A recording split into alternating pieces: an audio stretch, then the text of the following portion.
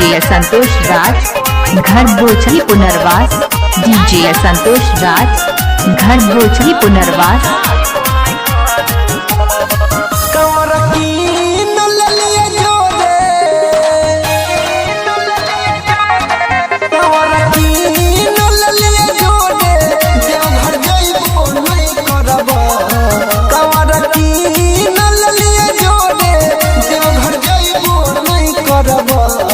हमर रूबी नहीं करतई कल जल चढ़ैबो नहीं करबा। हमर सोना नहीं करतई कल जल चढ़ैबो नहीं करबा। तोर कीन ललिए जोड़े देवघर जइबो नहीं करबा। हमर रूबी नहीं करतई कल जल चढ़ैबो नहीं करबा। हमर जानो नहीं करतई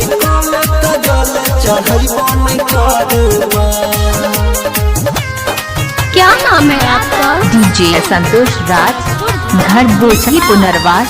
डीजे संतोष राज घर बोचरी पुनर्वास।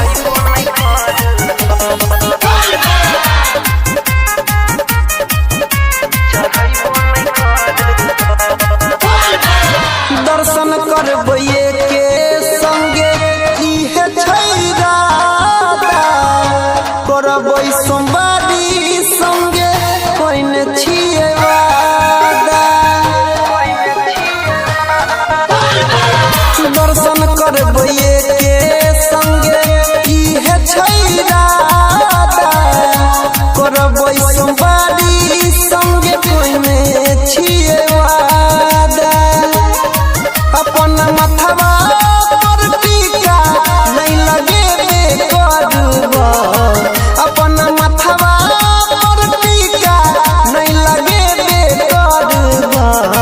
हमर रूबी नहीं करतई त जल चढ़ैबो नहीं करबा। हमर जानो नहीं करतई त जल चढ़ैबो नहीं करबा। डीजे संतोष राज मोबाइल नंबर 8955919629।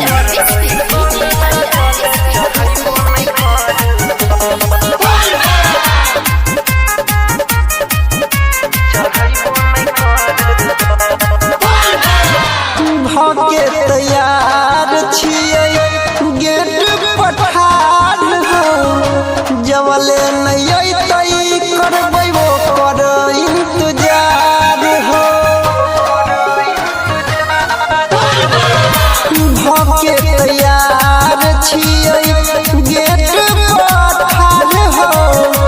जवले नहीं अइतै करबै वो कर इंतजार हो। राइटर पंकज अनिल यादव के भजन सुनेबो नहीं करबा।